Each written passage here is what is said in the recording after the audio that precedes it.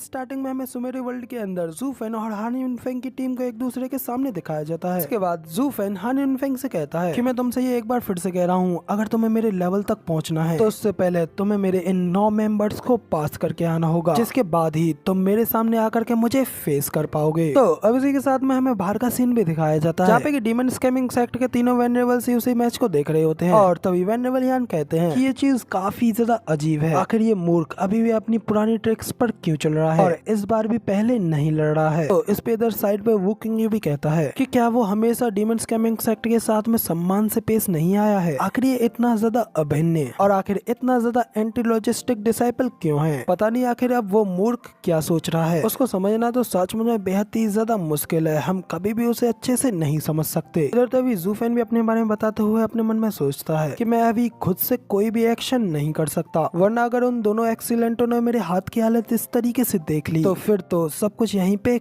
खत्म हो जाएगा। और अगर डीमन सोल सेक्ट ने पहले ही अपनी हार मान ली होती और मुझे स्वॉर्ड गॉड सेक्ट के वेंट हाउस से सीधे लड़ने दिया जाता तो उसकी ताकत सुपीरियर 3 सेक्टों के डिसाइपल्स के बराबर की है, जो कि मेरे प्लान के लिए बिल्कुल फिट बैठ थी और मेरा प्लान बिल्कुल परफेक्टली चलता। मगर व्हाट द हेल, आखिर अचानक डीमन सोल सेक्ट के दिमाग में ये सब कहां से आ गया। हालांकि मैं उसकी इस हिम्मत को एडमायर करता हूँ, लेकिन अभी वो बहुत ज्यादा कमजोर है, इसलिए मेरा एकमात्र विकल्प यहाँ पे शांत रहना ही है। इधर तभी हमें हान युनफेंग को भी दिखाया जाता है, जो कि जू फेन की पिछली बातों को सुनने के बाद मैं जू फेन से कहता है, जू फेन मैं तुम्हें मुझसे लड़ने पर मजबूर करके रहूंगा। अभी ये सुनकर के तो किचंग उसके सामने आते हुए उससे कहता है कि अगर तुम्हें हमारे स्टीवर्ड जू को फेस करना है तो उससे पहले तुम्हें मुझसे गुजर करके जाना होगा। हालांकि हम दोनों सेक्टों के बीच ये एक टीम बैटल है, लेकिन हम तुम्हारी यहाँ पर वीकनेसेस का फायदा नहीं उठाएंगे और इसीलिए हम लोग एक दूसरे से 1 by 1 लड़ेंगे। और जैसा कि तुमने कहा, अगर तुम एक एक करके हमारे 6 इथेरियल स्टेज एक्सपर्ट्स को हरा देते हो तो फिर कोई भी तुम्हें स्टीवर्ड जू से फाइट करने से रोक नहीं पाएगा। तो किचंगलोंग के इस बात पर थर्ड यंग मास्टर हान कहता है, क्या कहा, तुम्हारा मतलब रॉबिन राउंड और वो भी 1 versus 6 के अगेंस्ट? क्या ये कहते हुए तुम्हारे अंदर जरा भी शर्म नहीं है? मेरा भाई अभी second layer of ethereal stage पर है, जबकि तुम लोगों में से तुम 3 तो ऑलरेडी इथेरियल स्टेज की 3rd लेयर पर हो। तो इससे तो बढ़िया क्यों ना तुम उससे यही कह दो कि वो एक जगह पर बस सीधा खड़ा रहे और तुम सब लोग मिलकर के उसे पीट डालो। जबकि हान युनफेंग पहले अपने कंधों पर से भारी वेट को उतारता है और फिर अपने छोटे भाई को रोकते हुए कहता है, ब्रदर तुम शांत रहो, मैं इस चीज को एक्सेप्ट करता हूँ, क्योंकि अगर ये उनके हिसाब से एक टीम बैटल भी होती तो हम 2 इथेरियल स्टेज एक्सपर्ट्स को तो वो लोग ऑलरेडी अपने 2 इथेरियल स्टेज एक्सपर्ट के साथ में हमें रोक देते, जबकि बाकी के उनके इथेरियल स्टेज एक्सपर्ट हमारी बाकी की पूरी टीम को ही खत्म कर डालते। इसलिए तो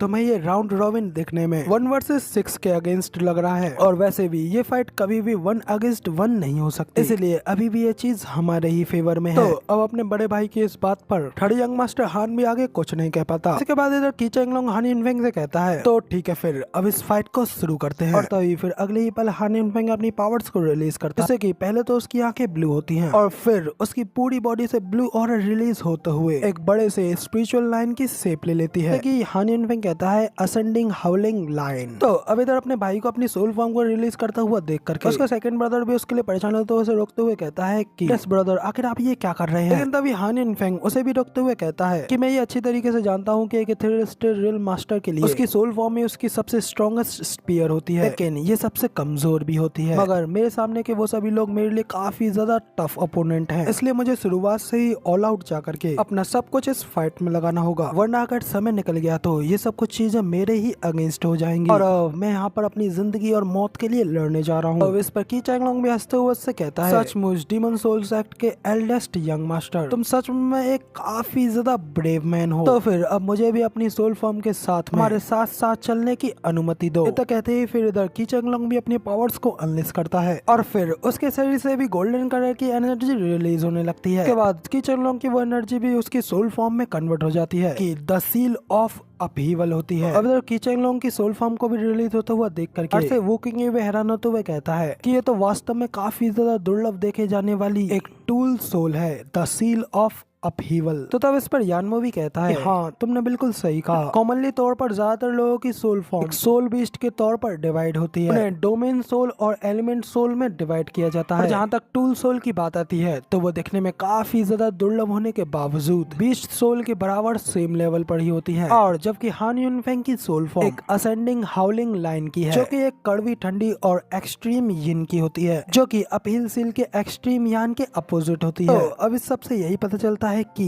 इस मैच का फैसला अब सिर्फ उनकी सोल फॉर्म की स्ट्रेंथ के ऊपर ही होगा। तो यानमो की इस बात पर येलिंग भी कहता है कि इस मैच को हान युनफेंग ही जीतेगा। तो इस पे यानमो पूछता है कि मगर लेकिन क्यों? तो येलिंग बताता है क्योंकि वो इस मैच में अपनी जान दांव पर लगा रहा है। तभी हमें वापस से उन दोनों के फाइट का सीन दिखाया जाता है कि एक तरफ से हान युनफेंग की सेंडिंग हाउलिंग लाइन की सोल फॉर्म अटैक करने के लिए आगे बढ़ती है, दूसरी तरफ से की चेंगलोंग की द सील ऑफ अपील आगे बढ़ती है। और फिर जैसे ही उन दोनों की सोल फॉर्म्स एक दूसरे के साथ में जाकर के टकराती है तो वो दोनों ही टकरा करके एक जोरदार ब्लास्ट करती है। और तभी अगले सीन में हमें दिखाया जाता है कि क्योंकि उनके वो अटैक्स उनकी खुद की सोल फॉर्म्स होती हैं, इसलिए उनकी इंजरी उनको भी होती है। वैसे की चेंगलोंग को भी झटका लगता है और उसके मुंह से खून निकल आते हैं। और फिर इसी अटैक के साथ में फिर की चेंगलोंग अपनी पावर्स को वापस खींच लेता है और इस मैच में अपनी हार मानते हुए हान युनफेंग से कहता है ठीक है मैं अपनी हार मानता हूँ और तुम्हें एडमिट करता हूँ। इस पे हान युनफेंग भी उसे रेस्पेक्ट देते हुए कहता है कि तुम्हारा शुक्रिया, तुम काफी ज्यादा काइंड हो। जबकि ये सब कुछ देख करके तो जू फेन अपने मन में कहता है कि ये बच्चा तो सच में बहुत ही ज्यादा गुस्सैल आदमी है। वो अपने सेक्ट के उन फेक यंग मास्टरों से बिल्कुल अलग है। इवन की उसने अपने पहले ही हमले में अपनी पूरी जान की बाजी लगा दी थी। तो अब तभी इसके बाद में फिर हमें जू फेन के आगे बाइलियन को भी दिखाया जाता है क्योंकि आगे बढ़ते हुए अब अगली फाइट के लिए तैयार हो जाती है। जबकि बाहर से वुकिंग ये सब देखते हुए कहता है कि आज के समय ऐसी लड़ाइयाँ कैसे हो सकती हैं, जैसा कि हमारे पूर्वज कहते हैं कि अपनी प्राइड अपना घमंड अपनी हार से पहले आता है। इस बंदे ने अपना सब कुछ और उससे भी ज्यादा उस फाइट में लगा दिया और अपने सामने का सारा रास्ता काट डाला। और अगर वो अपने अपोनेंट को पहली बार में ही नहीं हिला पाता तो